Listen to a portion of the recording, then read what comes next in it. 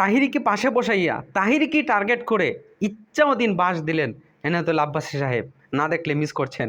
আমাদের দেশে অনেক বাউলরা ফাউল করে, তারা বলে আমার খাজা বাবা নাকি গান গাইছে।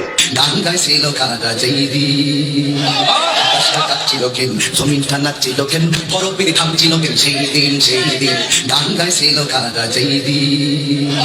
ওরে ধরো, দুই হাত বাঁধো, মাথার চুলগুলি চাষো, তালুর মাঝখানে সুপারি রাইখা কাঠের খরম দিয়া 10টা বাড়ি লাগাও। এটা তাহির হিসাবে 100% বুঝে ফেলছে। এটা তাহিরিকে টার্গেট করে বক্তব্য দিছ, এটা ঠিক না। না জানি কি যে বলতেছে তাহিরি মনে মনে।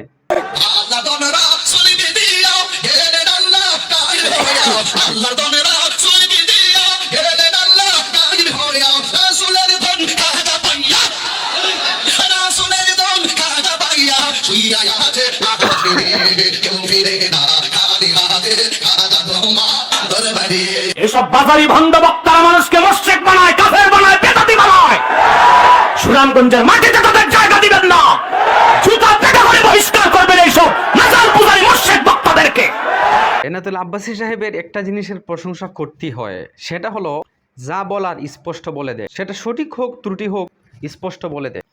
অথচ দেখেন যেখানে বসে তিনি মাজার পূজারীদের বিরুদ্ধে কথা বলতেছেন, এটা কিন্তু মাজারপন্থী সুন্নিদের দাওয়াতে গিয়েছেন, ওইখানে বসেই এদের মাঠে বসেই তাদের বিরুদ্ধে দুলাই দিতেছেন। ওইটার জন্য ধন্যবাদ আব্বাসী সাহেবকে। তিনি যা বলার স্পষ্ট বলে দেন। দেখেন না কিছুদিন পর অমুক কাফের তমুক কাফের, পরে বাজবেচার হবে।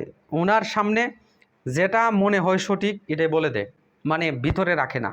আর ওইখানে দেখেন তাদের মাহফিলে বৈশা মাজারপন্থীদের বিরুদ্ধে কথা বলা, এটা অনেক সাহসের বিষয়।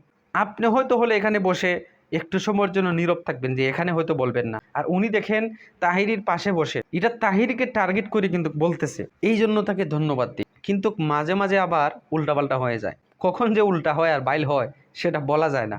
আর তাহিরি ভালো হবে না। আর ভিডিওটি শেয়ার করে দিবেন।